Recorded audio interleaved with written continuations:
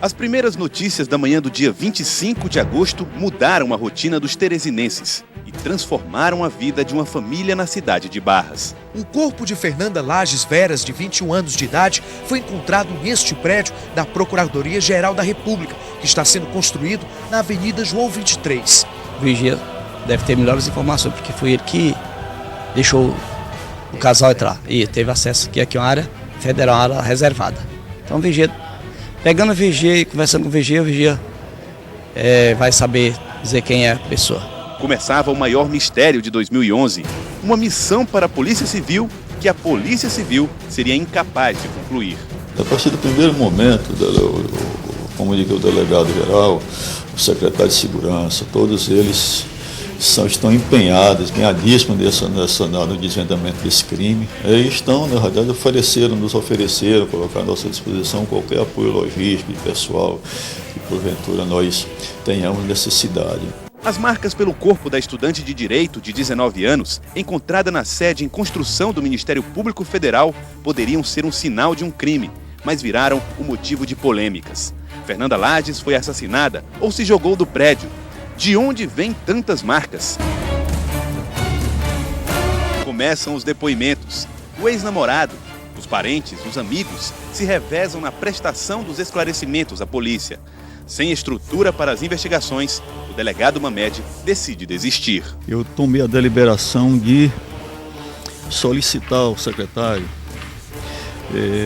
diante da falta de estrutura da delegacia do 5º Distrito Policial, que designasse um outro delegado com melhor estrutura para que continuasse nas investigações, o que foi aceito pelo secretário. Cresce a incerteza da família. Surge a dúvida da população sobre o desfecho do caso mais emblemático dos últimos anos. Uma comissão formada por 4 delegados de polícia entra no caso. No comando está Paulo Nogueira, delegado de polícia desde 2007. Tem algumas diligências que o Ministério Público também quer que sejam refeitas na presença deles, alguns oitivos que nós já fizemos 1 ou 2 vezes, mas eles pediram que nós intimássemos novamente essas pessoas para serem ouvidas desta feita na presença deles. Mas eles não estarão sozinhos. Os procuradores da República pressionam, pedem solução, cobram do Ministério Público Estadual. Um episódio que mudaria de vez o rumo dos trabalhos.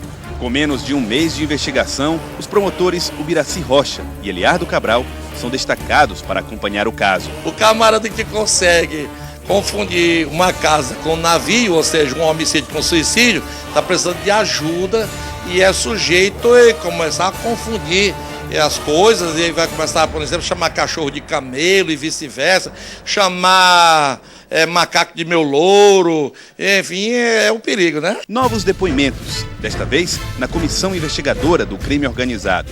A reconstituição do crime em plena madrugada pode ajudar a polícia a enxergar o que ninguém viu.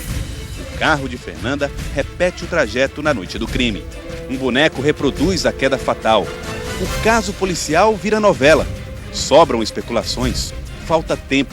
Sobram polêmicas, falta estrutura. A morte de Fernanda se torna o principal assunto na cidade. Caminhadas e manifestações pedem justiça, enquanto a polícia espera por paciência. A própria polícia esteja atenta, que a família também está atenta, que está pedindo justiça, que ninguém está calado, ninguém vai ser complacente com qualquer resultado que eles venham a fornecer. 25 de outubro de 2011. Termina o prazo da Polícia Civil. Depois de 2 meses, chega ao fim a espera. Os policiais finalmente apontarão quem matou a estudante, por que ela foi morta. Os mais pessimistas acreditam que o relatório apontará suicídio. Prontos ou não, o resultado precisa ser divulgado. E eis a surpresa. Qual é a grande divergência? É que, no nosso entendimento, todo o desenrolar da ação se dá dentro do prédio. E nós não conseguimos vislumbrar uma outra participação de fora. Cobre do doutor Eliardo, do doutor Ubiraci, quem são os autores, porque tudo vai estar com eles. Nenhuma conclusão. A dúvida da polícia e a agonia da família estavam longe de terminar. A polícia não conseguiu saber por que Fernanda entrou na obra, quem a levou até lá, por que uma estudante cheia de planos e sonhos saltaria de um prédio em construção. O relatório da polícia irrita os promotores de justiça, que ao vivo desabafam. O Ministério Público não aceitará um trabalho de investigação que não tem uma conclusão. Que a polícia, por força de um dispositivo constitucional, esse é o papel da polícia, está lá no artigo 144, parágrafo 4º da Constituição Federal. E o papel do Ministério Público está bem delineado no artigo 127 a 129. Ou seja, o trabalho de investigação, o trabalho primordial de investigação é um trabalho da Polícia Judiciária. A Polícia Judiciária é uma polícia civil.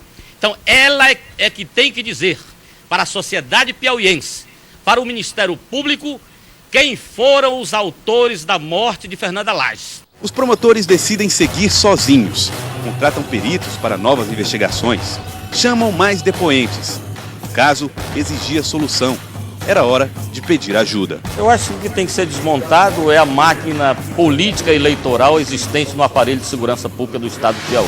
O superintendente regional da Polícia Federal promete investigar e solucionar o caso, sem pressa, sem entrevistas. Vamos ficar muito à vontade para trabalhar, porque estamos diante de uma convergência de interesses, uma convergência de vontades do Ministério Público Estadual, do juiz do Estado, que também, atendendo a um requerimento do Ministério Público, do nosso chefe no âmbito do Ministério da Justiça, que é o ministro, que expressou sua vontade mediante uma portaria ministerial, número 1415, e da sociedade, pelo que nós observamos, através de algumas manifestações, e a mídia local tem tido uma atuação muito presente no caso, e um interesse muito direto, nesse caso, da morte de Fernanda Lages. Com a investigação na Polícia Federal, começava uma fase de silêncio. O sigilo que marcou toda a investigação. Nada de declarações.